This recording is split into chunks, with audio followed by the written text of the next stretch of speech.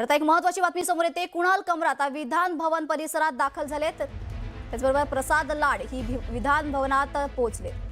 उपमुख्यमंत्री एकनाथ शिंदेंवर विडंबनात्मक काव्य प्रकरण जे आहे तर विधिमंडळातील हक्कभंग समिती समोर कमराने हजेरी लावली आहे।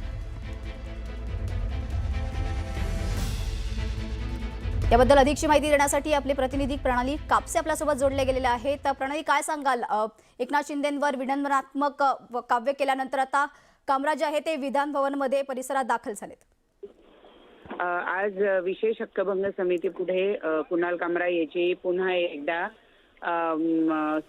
चौकशी होणार आहे किंवा त्याचा जबाब नोंदवला जाणार आहे आणि त्यासाठी कुणाल कामरा आता विधान भवन परिसरामध्ये पोहोचलेला आहे।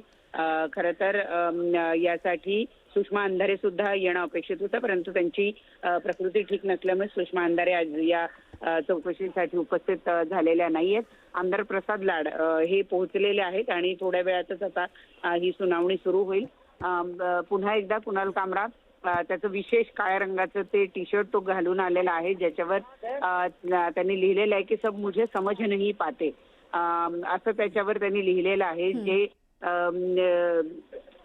व्यंगात्मक जी टीका कुणाल कामरानं केलेली होती त्या प्रकरणामध्ये आपण बघितलं होतं की शिवसैनिक नाराज झाले होते। त्यांनी ज्या स्टुडिओमध्ये कुणाल कामराचा हा शो झाला होता त्या स्टुडिओची सुद्धा तोडफोड केलेली होती आणि त्यानंतर मुख्यमंत्रींचा अवमान केल्याप्रकरणी त्यांच्यावर कुणाल कामरावर हक्कभंग टाकण्यात आलेला होता आणि त्याच्या केसची सुनावणी जी आहे ती आज होते आणि ज्यासाठी कुणाल कामरा हा विधान भवन परिसरामध्ये पोहोचला।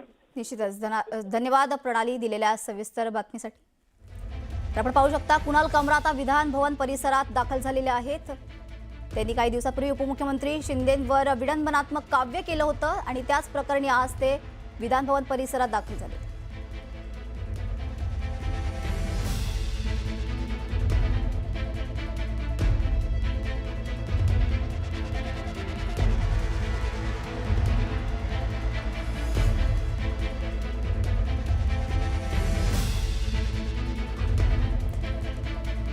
आपण पाहू शकतो आता नेमकी काय कारवाई केली, काय नेमकं होणार आहे यापुढे या प्रकरणात हे पाहणं निश्चितच महत्त्वाचं ठरणार आहे। कुणाल कामरा जे आहे त्यांनी पुन्हा एकदा काळं टी शर्ट घालून ते विधान भवनमध्ये दाखल झालेले आहेत, ज्यावर लिहिलेलं आहे ओशो यांचा फोटो आहे आणि त्याच खाली लिहिलेलं आहे की सब मुझे समझ नहीं पाते।